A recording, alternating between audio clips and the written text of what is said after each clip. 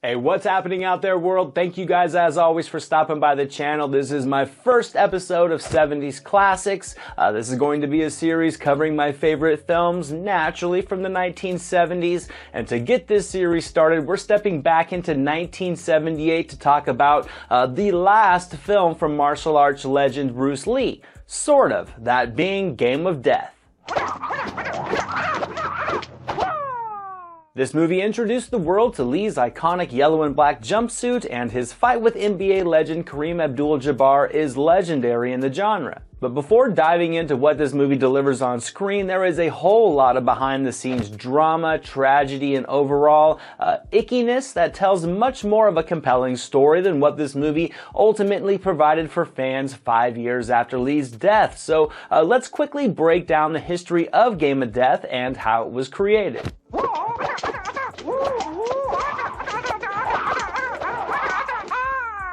Now, originally, this movie was to be titled The Game of Death under Golden Harvest. It was to be produced, written, directed by, and of course, starring Bruce Lee. He had already began filming some of this film in late 1972, but then Lee was approached by Warner Brothers with the offer of Enter the Dragon, so production on his Hong Kong film was halted.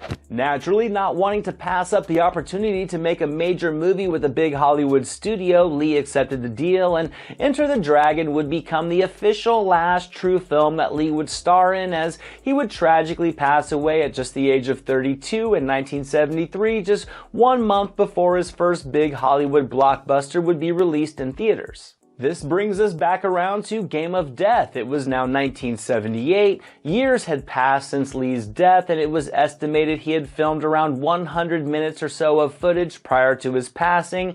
Enter the Dragon director Robert Klaus would be enlisted to take this footage and construct a film around it so a full feature could be released to just basically capitalize on Lee's stardom.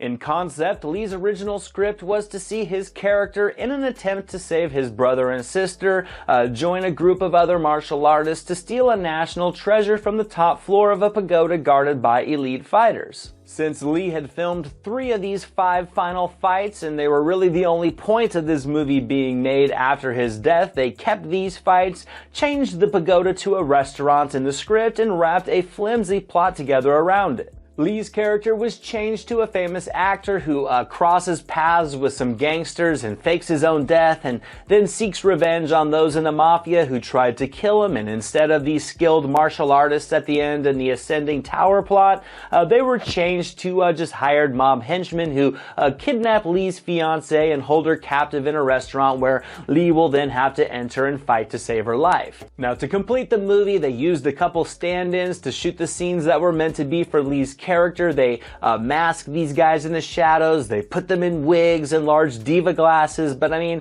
it's easy to see the difference in appearance. They also used stock footage of Lee from other films, which is also clearly easy to notice as just being from different projects, because the difference in video quality is drastic.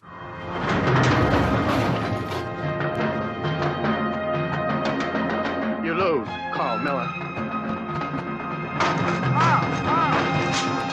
There's even a scene where a photo of Lee is taped onto a mirror to cover the actor's real face, and it's 100% absurd, but surprisingly not rock bottom for this film, because it gets much worse and much uglier.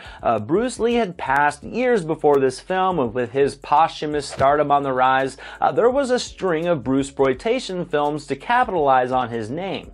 With, of course, this being the most commercially known of them, as it does actually have a lot more footage of Bruce Lee in it than a lot of these other ones do, but I also think this film exploited Lee much more than any of the other ones did by showing a clip of Lee's actual corpse from his real funeral and his fake funeral in the film, which is about as in bad of taste as I think you can get. Now, as for the finished film that finally hit theaters, it was both not very good at all, but still sort of legendary because of the 11 minutes of original Game of Death footage that it still does have that showcases Lee's fantastic martial arts skills. It's edited down to fit the narrative. I'd recommend the Bruce Lee Criterion Collection, or checking out the documentary Bruce Lee, A Warrior's Journey, to see all the uncut footage, because it really is something to see.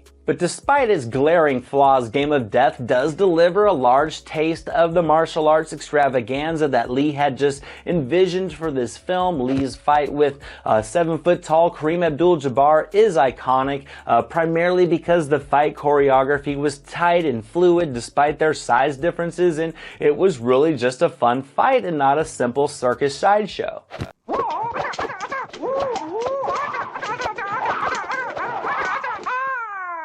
As I mentioned earlier, Lee had envisioned this 5-tier ascending tower to end with Abdul-Jabbar, but he had only filmed 3 of these scenes, and they are a treat to watch. Lee's charisma and his speed just shine, and watching him make work of his enemies with his bamboo stick and his nunchucks and just his overall skill set is always a joy to behold as a Bruce Lee fan. Now, for the purposes of this review, I did sit through this movie from start to finish. However, honestly, I usually do scene skip to the end because the story wrapped around this collection of fight sequences is not very good at all. I mean, to their credit, the Bruce Lee stand-ins do deliver some solid fight sequences. They have legit skills, the kicks and punches are fluid, and the choreography is fine, but it still doesn't deliver the same Bruce Lee impact. I mean, that's why he is Bruce Lee.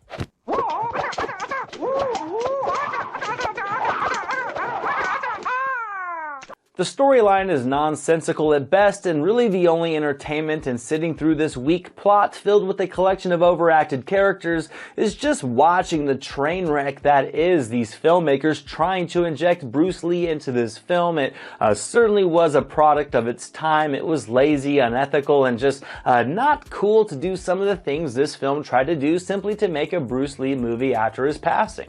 And I get it, I understand this footage that Lee shot was amazing for the time period because it's still awesome all of these decades later, but I think this footage could have really been shared with the world in something just a little bit more tasteful. But I mean, at the same time, this small fraction of actual Bruce Lee footage was so good it almost actually overshadows this film's blatant flaws. So to wrap up this review, 1978's Game of Death is going to get 70% on Bruce Lee alone. Without him in this movie, it would get a 15% at best, because when the real Bruce Lee isn't on screen, this movie is a tough watch, but when he is and the kicks are flying and the audio dubbing and the sound effects are just kicking into gear too, this movie has flashes of being a martial arts classic.